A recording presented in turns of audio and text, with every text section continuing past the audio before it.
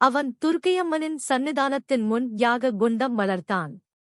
அதனால் திருப்தியுற்ற துர்க்காதேவி அவன் முன் பிரசன்னமாகியபோது, தாயே, நீண்ட ஆயுளும் ஐஸ்வர்யமும் எனக்கு வேண்டும்.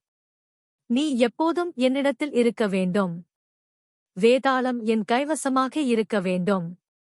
பூலோகத்து மன்னாதி மன்னர்களெல்லாம் எனக்கு அணங்க வேண்டும். அந்த விக்ரமாதித்தன் கொலு வீற்றிருக்கும் நவரத்ன சிம்மாசனத்தில் நானே ஏறி அழியா ஆயுளுடன் இராஜ்யம் செய்ய வேண்டும் என்று பிரார்த்தித்தான். 1000 அரசர்களைக் கொன்று யாகம் செய்தால் உன் எண்ணம் ஈடேறும். மணிமகுடம் புனைந்த மன்னர்களின் சிரசுகளை வெட்டி என் பலிபீடத்தில் போட்டால் நீ கேட்ட வரம் தருவேன் என்று காளிமாதேவி கூறிவிட்டு மறைந்து விட்டாள்.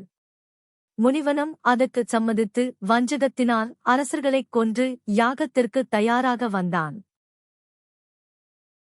999 மன்னர்களின் தலைகளை வெட்டிக் கொணர்ந்து யாகத்தில் போட்டான். கடைசியாக பாக்கியிருந்த ஒரு தலைக்கு யாரைப் பிடிக்கலாம் என்ற யோசனையிலாழ்ந்தபோது உஜ்ஜயினியில் கோலாகலமாக ஆண்டுவரும் விக்ரமாதித்த மகாராஜனின் தலையை பலி கொடுப்பதென்று முடிவுக்கு வந்தான் முனிவன். அதன் பின்னர் முனிவன் கபடமாக விக்ரமாதித்தன் சபா மண்டபத்தை அடைந்து ஒரு மாதுளங்கனியை கொடுத்தான்.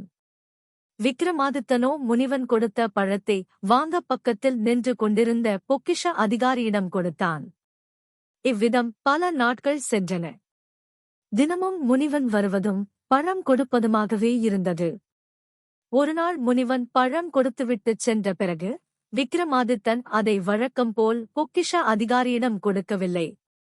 பொக்கிஷ அதிகாரி ஏதோ காரியமாக வெளியே சென்றிருந்தான்.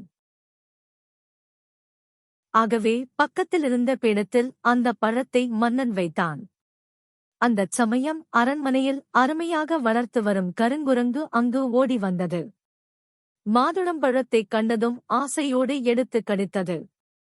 அதனுள்ளிருந்து இரத்தினக் கற்கள் கலகலவென்று கீழே கொட்டின. ஜாஜ்வல்யமாக ஜொலிக்கும் அவைகளைக் கண்ட விக்ரமாதித்தன் பிரமித்து விட்டான். உடனே தன் பொக்கிஷ அதிகாரியை வரவழைத்து, நான் தினமும் உன்னிடம் கொடுத்து வரும் மாதுளம்பழங்களை என்ன செய்கிறாய் என்று கேட்டான். அவைகள் அனைத்தையும் பொக்கிஷத்திலேயே வைத்திருக்கிறேன் என்று அதிகாரி சொல்லிவிட்டு அவற்றை அங்கு கொணர்ந்தான். மாதுளம்பழங்களை உடைத்து பார்க்கையில் ஒவ்வொன்றிலும் இரத்தினக் கற்கள் இருப்பது வெளியாயிற்று. இரத்தினக் கற்களைப் பார்த்த விக்ரமாதித்தன் அளவிலாத மகிழ்ச்சி கொண்டான்.